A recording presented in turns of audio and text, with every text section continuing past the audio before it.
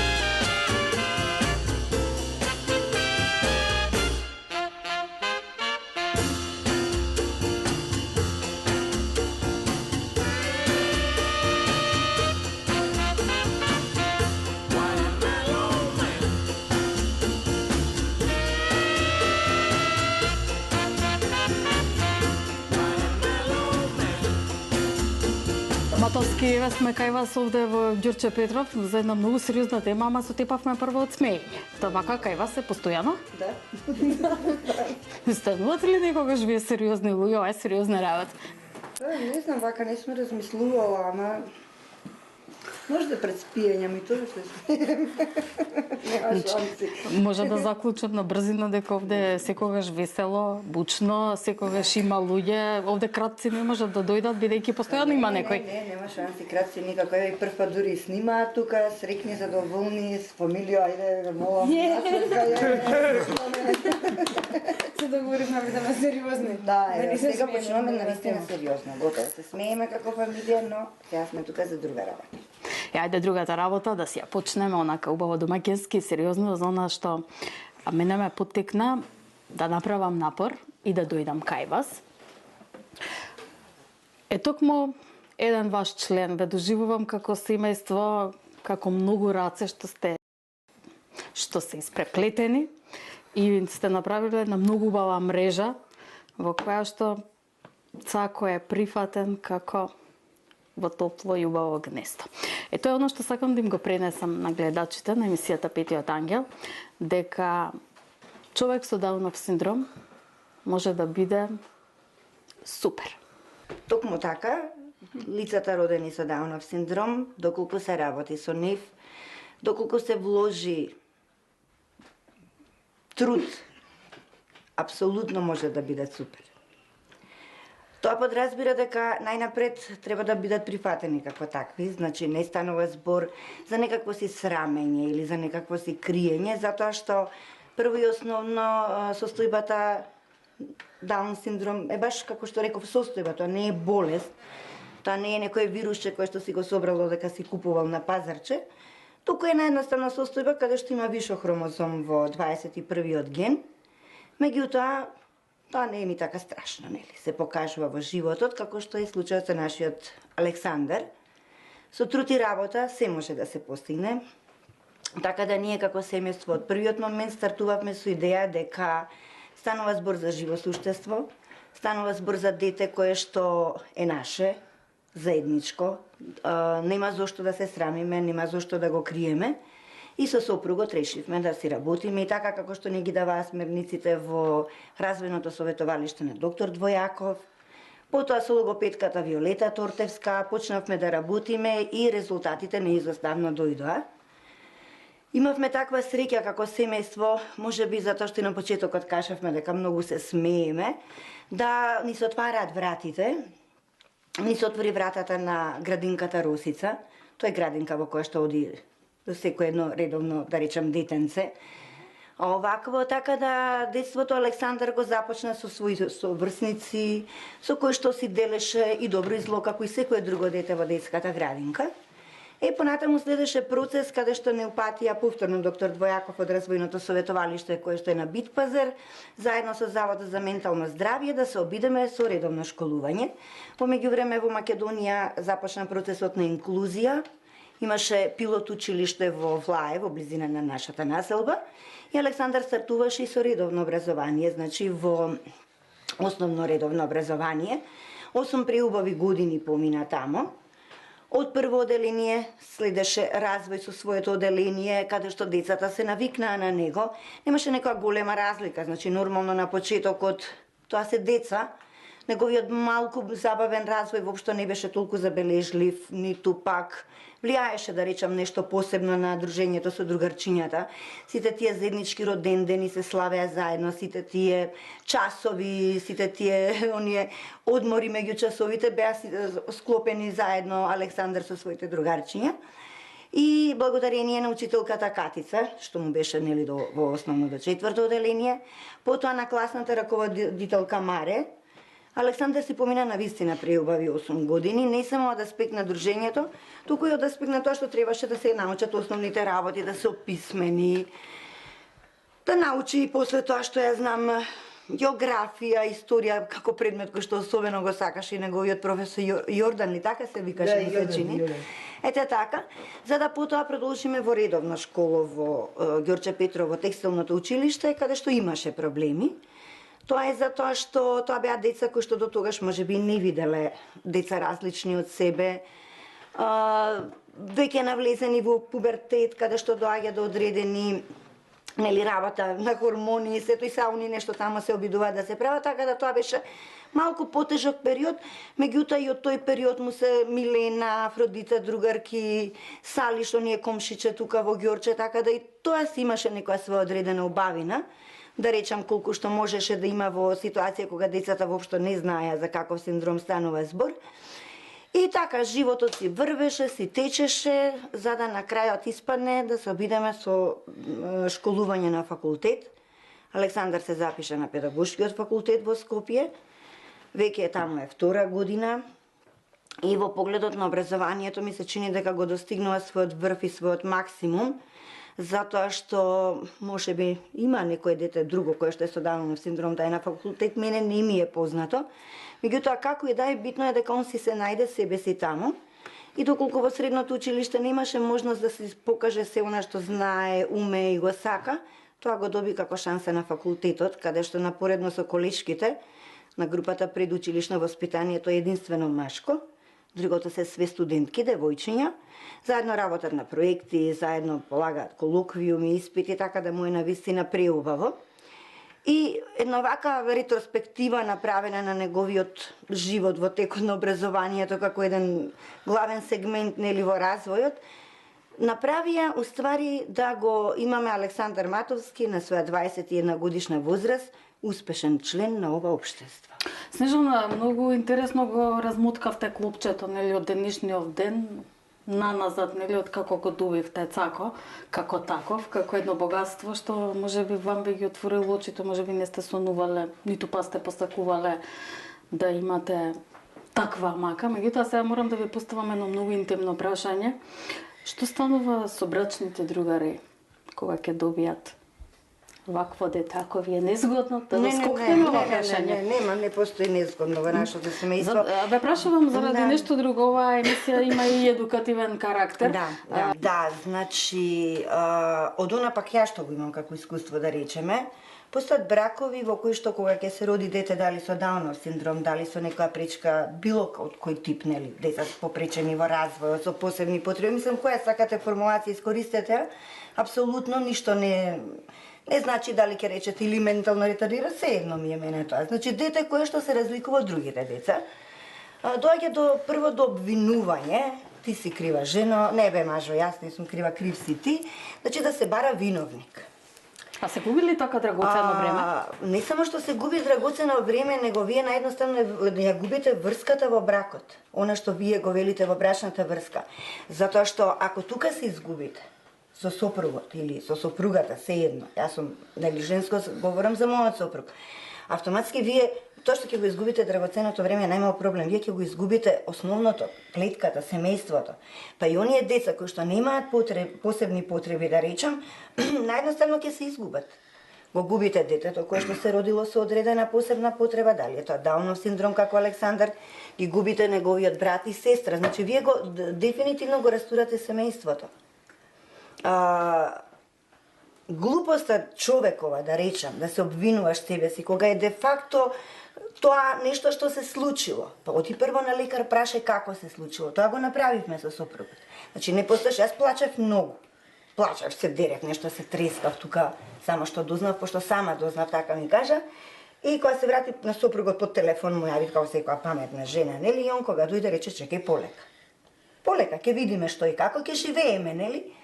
Направивме цела група на прашања и отидовме горе во државна болница кај докторка Кочова, која што го направи кариотипот, затоа што уште при раѓањето нешто им беше сомнително на лекарите, кои што рекоа 99% не е ништо, ама направете кариотип. Кочова го направи кариотипот, утврди дека станува збор за класичен Даунов синдром и со групата на прашања кои што ако се побарали нашата... Тука би можел јас ако можам да се вклучам. Да. Откако ми јавија по телефон, што не било вообичаена пракса за такви ситуации, да ми го сметеле тоа за така тежок проблем, а нас ни го потенцира на тој начин, доаѓам дома, куќава ја гледате колкава е полна со луѓе, не само сопругата, туку и сите други растреперени. И викам, што вие бе луѓе? Па како ќе живееме? Па ќе живееме, викам, како? Како што сме живееле, до сега ќе живееме. Па кој? Абе, јас и ти викам, прво, на сопругата се обраќам, потоа имаме постара черка, ќе даде Господ и трето дете, ова ќе го гледаме како што треба и тука го фативме тоа на тој начин, како би го рекол, плански. Да се запознаеме со темата, бидејќи ние поема немавме за што се работи.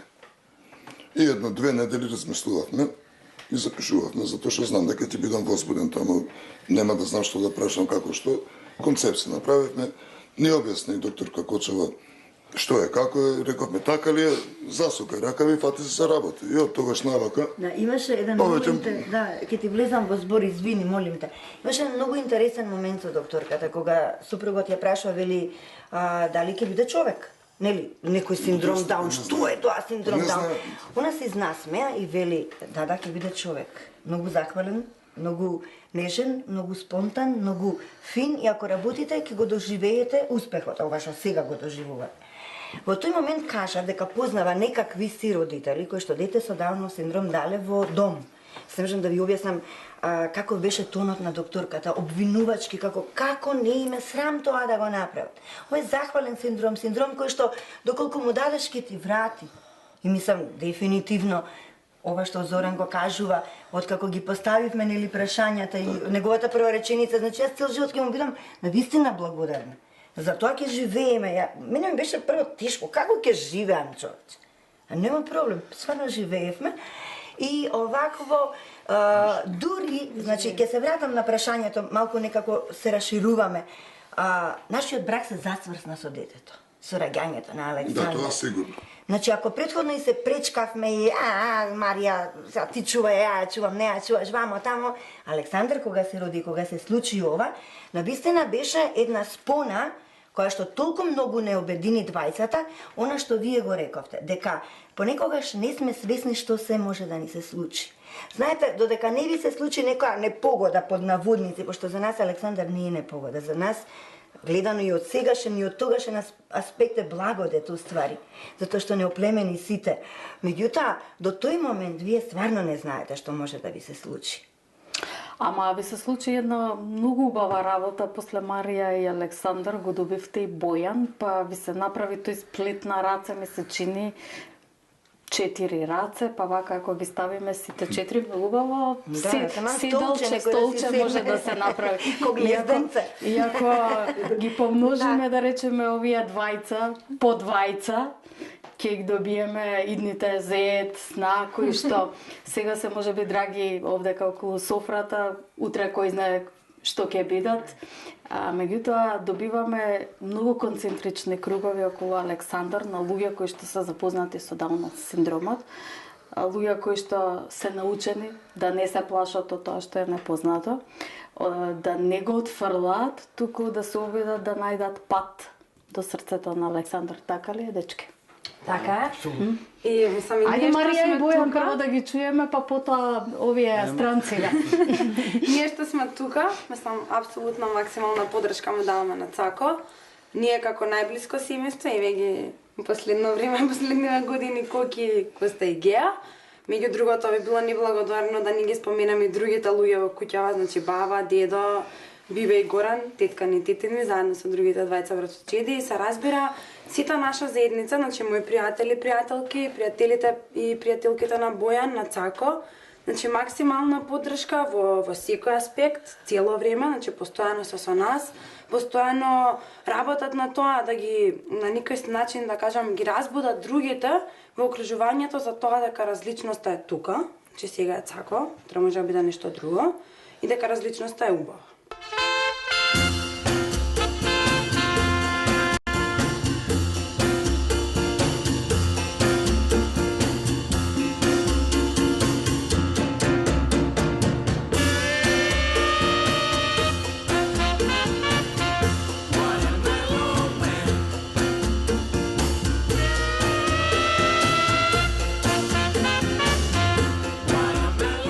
Ајде да ги прашам Евгенија и Коста.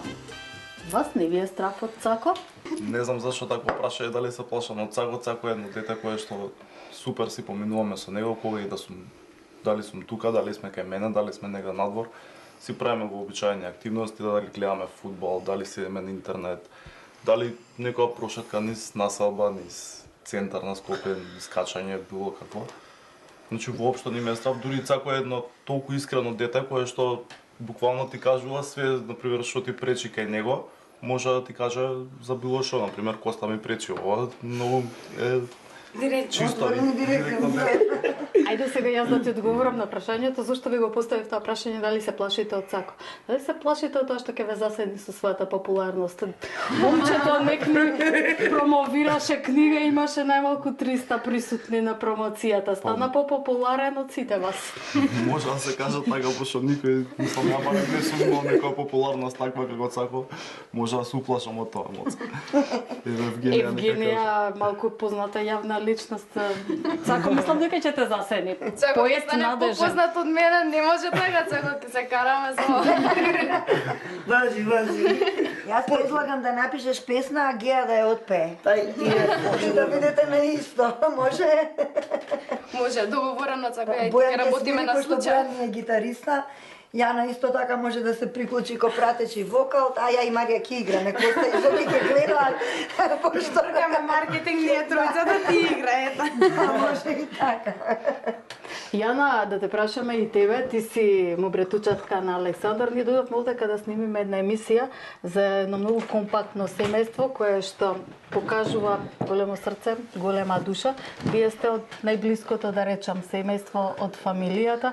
Тука сте преку еден зид. Каков е Цако? Јас со Цако израснав, значи со него ги ми се најдрагите спомени од детството. Се сеќавам кога во двор си игравме, си пеевме и така. Цако е многу добро дете. Текуваше ли кога бев Да, кога бевме мали, така многу често си спомнуваме на тој настан кога се кувавме. Не, тоа повеќе е нашега, зашто ние ќе се искубаме од сабале и веќе до попладне како ништо да не било. Како и сите нормални братучеди. Братучеди, така да. И јас од Цако имам само добри спомени, секогаш најбош сме се поминували. Цако, може ли сега тебе да те прашам нешто? Извинете, само ќе ви скокнам. Оваа слика е мојата братучетка. Желеди прва. Слика на пред 10 години. Да, 2001 година работена. И сега, можете и да доближите, ако сакате. Цако, ти се допаѓа ли идејата да бидеш главен лик во една емисија, да им кажеш на сите дека дете, момче со родено со Даун синдром може да биде прва лига? И јас ставам, кога кажам ова на стег дека, се гордам со тоа што сум и секоја подршка за секој дете би дал. Нормално не се срамам да ме наречат било како наведливо, ненавредливо, тоа ме научи животот и така и ќе одам понатаму јас. Многу кратко да те прашам, која ти е најзгодната колешка на педагошкиот факултет? На педагошкиот факултет па има многу згодни колешки што не можам да изборам една, ама ќе пробам. Ајде пробам. Таа ќе вика Теја Кастевска. Некој те чуе Но, таа ми е незгодна, ама и аде и другите ќе ги спомнеме, кои што сме се најблиски, како што сме тука најблиското семејство. Тие се Ивана Биестер и Искра Јакимовска. А така, кога ќе го завршиш педагошкиот факултет, што ќе работиш? Воспитувач во забавиште? Да, но тоа, ај сега не, бидејќи до втора година, болят околностите да се сменат кон некои други насоки, се уште не би зборил за тоа прасене, ако би можел. А, може ли да зборуваме за поезијата? Може, тука сте во моја тема. Многу сакам поезија. И станува на тези гаки што ви ги казав, и Николевски, станувам казам по некоја песничка така за Искра, за Теја, за Ивана. Убава ли е поезијата за тебе? Поезијата е нешто посебно. Како што ја кажувам на првата збирка Бисери, можете да видите, таа е бисерна. Изира од бисерот.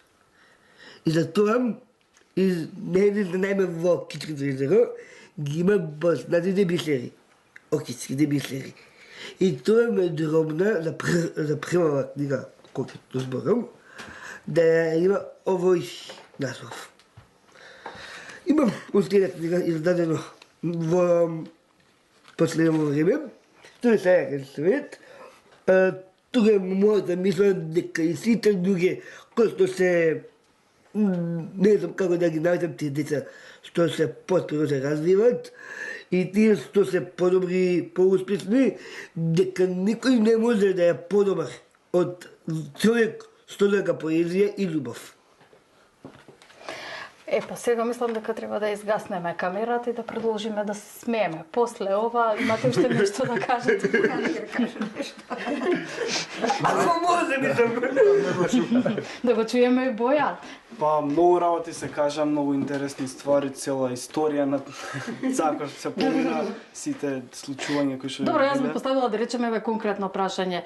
Мислите ли дека преку оваа емисија можете да им дадете убав пример, можеби на некои други што се затворени во некој свој свет, што не е толку шарен како овој вашиот. Апсолутно, апсолутно. Ако се огледаат каква е ситуацијата кај нас, колку не е убава и колку има разбирање меѓу нас, да, најверојатно би им се отвориле очите. А јас само нешто да додадам за збиркава поезија на Цако. Сам да кажам нешто за неговиот начин на пишување. Јас навистина ја прочитав книгата и многу сум фасциниран од неговиот начин на пишување и сметам дека е на ниво на многу врвни писатели. Стварно, мислам, Бисери беше Бисери, многу емоции, нафрлани, многу внатре работи што му доаѓаат, меѓутоа новата збирка Шарен свет има навистина јака содржина. Дури начинот на пишување, значи он Мене извини, малку ми личи ова на некој вид македонска хаику поезија. Како Александар да измислува некој нов стил. Јас не сум сретнала во македонската поезија вакво нешто. Абстрактен постмодернизам, зашто на тоа ме потсеќа неговите длабоки емоции ставени преку премногу добри метафори, навистина дури ако некој не може да посвети доволно долго време, можеби нема да ги разбере. Меѓутоа толку се длабоки што навистина онака. Еве, менако ми е дозволено да кажам она што јас мислам за неговите песни. Мислам дека иако се малечки, имаат по неколку стиха, последниот стих го доживувам како удар со бич. Значи буквално како некој да ве удри, како некој со сила да ви ги отвори очите и да речете, како може ова да не го видам. Тоа е моето мислење, не мора да биде точно, нели? Јас мислам дека и на промоцијата која што беше сега зашто споминавте пред малку на педагошкиот факултет на 31 март, гостите кои што беа таму и кои имаа прилика по промоцијата да ја земат книгата во раце, да ја прочитаат, како и оние кои што потоа ја добија, не беа на промоцијата, независно едно од друго, го делат и мислењето на Бојан и вашето мислење. Едногласни се во тоа дека станува збор за искрени чувства, за скриени пораки кои извираат длабоко од срцето, негде од душата на Александар и како што велите вие, кои што баш како со бичке не плеснат за да видиме и да сватиме дека има некои работи за кои што дозволуваме да ни поминат покрај нас, а да не ги забележиме. И затоа сум како родител, како мајка, благодарна и среќна што Александар ми ги подари овие прекрасни песни, среќна што сум обкружена со ова семејство во кое што сме сега сите седнати околу маса и си ја правиме емисијата, сопругот, другиот син, керката, зетот, снаата Идни, Јана. Ај замолчете малку, сакам ова да ви го прочитам. Јас и таа те сакам како принцеза. И сега си моја најмила. Осеќам како љубовта се распаѓа. И сакам се да вратам. Те сакам. Само немој да лажеш. Да забележавте ли бичок сега? Тоа е тоа. Искрено, кратко, јасно. И директно. Директно. Се што не му се добава, ќе ти каже, немој да лажеш, те молам, немој да лажеш. Од друга страна има песнички што вака директно даваат некаква порака, меѓутоа има песни што не знам дали сите луѓе ја препознаваат метафората и длабочината во нив, значи ние што толку долго сме со Цако, значи постојано сме со него, па пак за некои песни онака дури ни објаснува што он сака да каже со тоа што е длабока метафората на вистина на разноразни ситуации што се случуваат во секојдневието. Мислам дека треба да се прочита, да се отворат очите, да се преминат одредени стереотипи што ги има едноставно наше општество кон лицата што се различни, па ќе кажам. Ај сега да ве прашам, ама многу искрено да ми одговорите. Зошто ја прифативте поканата да ви дојдеме на гости да снимиме овде емисија? Што не ни се случило што тоа стана емисија. Значи тука се случуваат журки, тука се учи, тука се јаде, пие, готви, значи се и ни фалеше уште една емисија мака за да имаме комплетна слика на работи што се случило. Значи ги имаме.